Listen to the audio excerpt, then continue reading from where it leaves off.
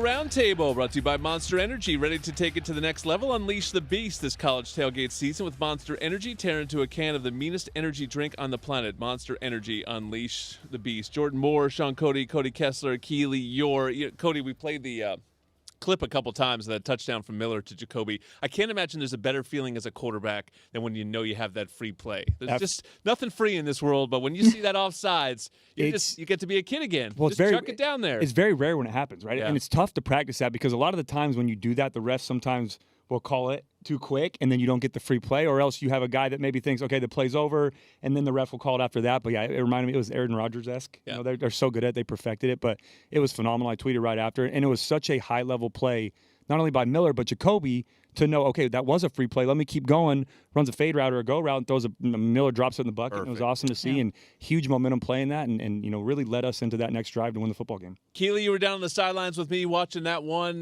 We've been down there together for some gut punch losses, and this felt like it might be that at times, and it wasn't, and it's such a feeling of relief, excitement. What was your biggest takeaway from it? And now we go forward. I mean, it is just week one. It felt like USC won some sort of championship game. They didn't. They're just 1-0. But what's the takeaway that sticks with you the day after? Honestly, it's hard to pick one, but I think on the whole, I almost feel like our expectations of what we've come to know about USC, not just in the Lincoln Riley era in certain aspects, but just like past regimes. Like, these are games that That's USC it's heartbreaking for USC fans, but here USC is in the third quarter. I was like, okay, we've seen this kind of unfold. Like, USC hit its ceiling for the first half, and now LSU is really going to put it on, and they came back and still believed. Like, I think it was one of those things where, like, you saw the tackling super improve. You saw this defense just play together. Miller Moss stepped up incredibly after Caleb Williams departed. It was just like all these things where I think Trojan fans are a little bit like guarding their heart a little bit, like, okay, like, we're excited, but in these neutral sites, like, it's not going great. And so I think just overall, just like this team kind of proved us wrong in certain ways, I would say.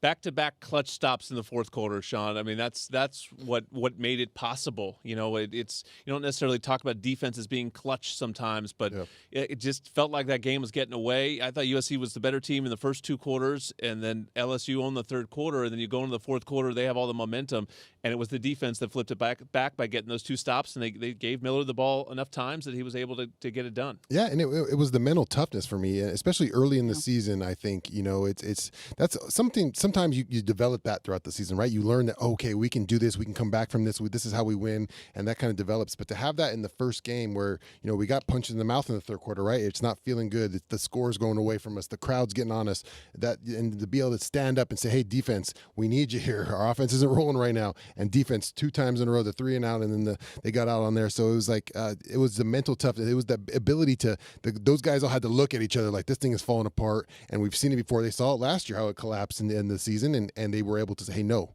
we can do this. We can get this thing going in the right direction. And it was defense that kind of sparked the ship so the offense could finish the day. Also, can I just say, sorry, I watched the broadcast.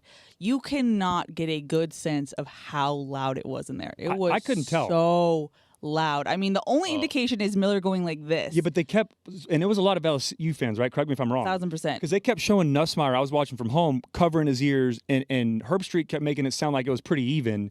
But I remember talking to you. There were a lot of USC fans. Definitely there. in the fourth quarter. I think there was a sense because LSU fans got there early. They sort of took over Vegas. So we were all walking around the day before going like, whoa, this is like 80-20 LSU. You got in the stadium and it was more like 2/3, 1/3 LSU probably. I guess, did it feel like an away game? Loud stadium. Did it feel like for both when they teams? had the momentum, it was an away game. Gotcha. And when USC had the ball, that was sort of my point to Coach earlier, which was like, when USC had the ball and LSU fans are there just to make noise and to give the offensive line problems, it sounded like a road game. Which it was road problems. Can we give credit to Jonah Monheim? First start at center, and that is not an easy task to do when Miller can barely hear his comm.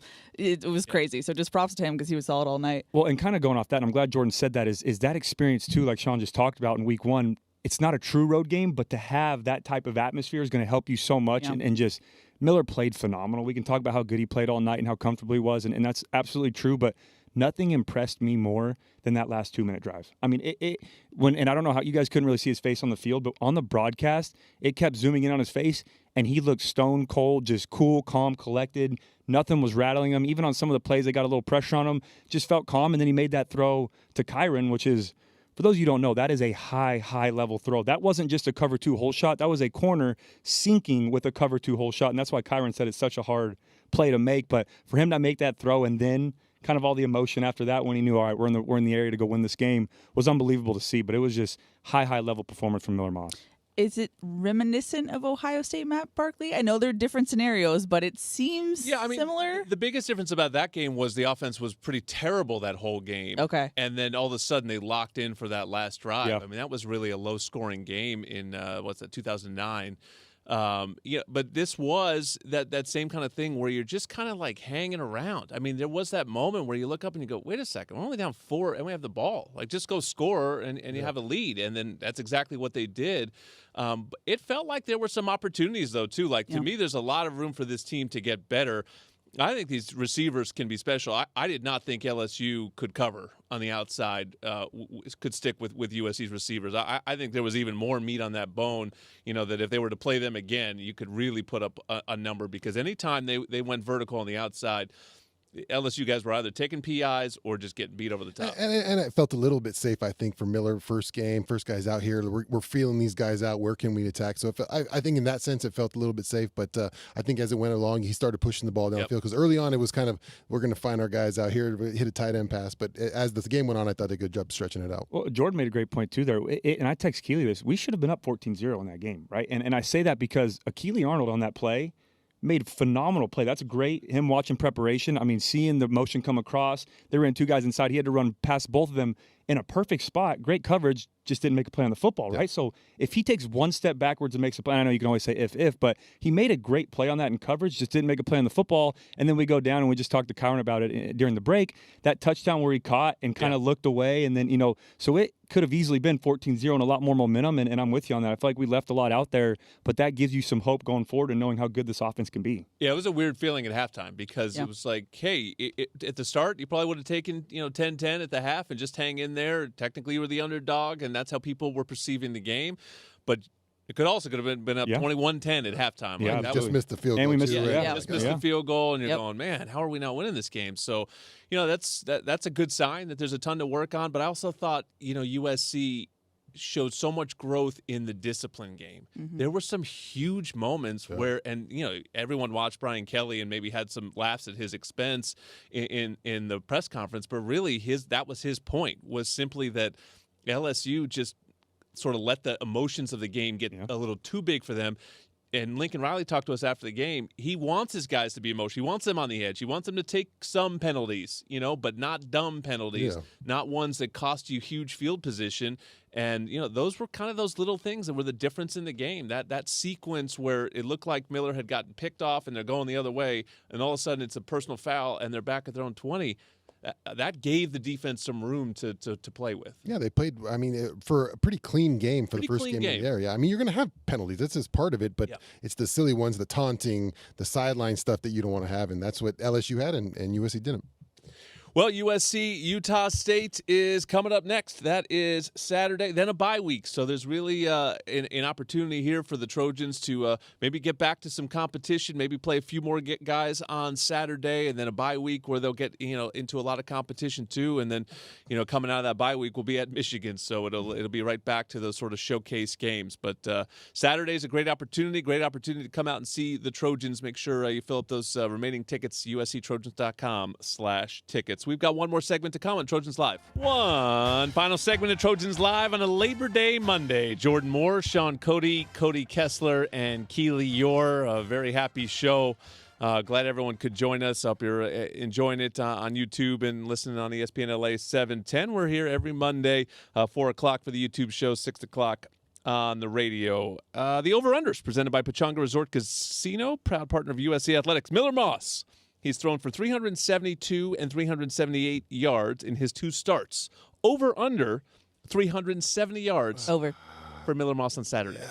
It just depends how the game goes. Exactly. If he rides it out or not. Yeah. That's why they pay you the big bucks. Yeah, but I do that think calculation. I do think you got live. you're going to play a lot of guys because you want to get a big win here, feeling good into the bye. I got the over.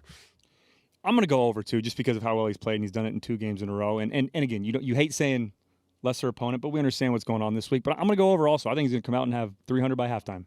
Yeah, maybe more possessions in this game too. They barely got to touch the ball in the first half, and he still threw for over 370 on Sunday. All right, Trojans Live is a production of USC Sports Properties and Playfly Sports. Thank you to our incredible crew coming in on a holiday. Woo-hoo. We appreciate everybody.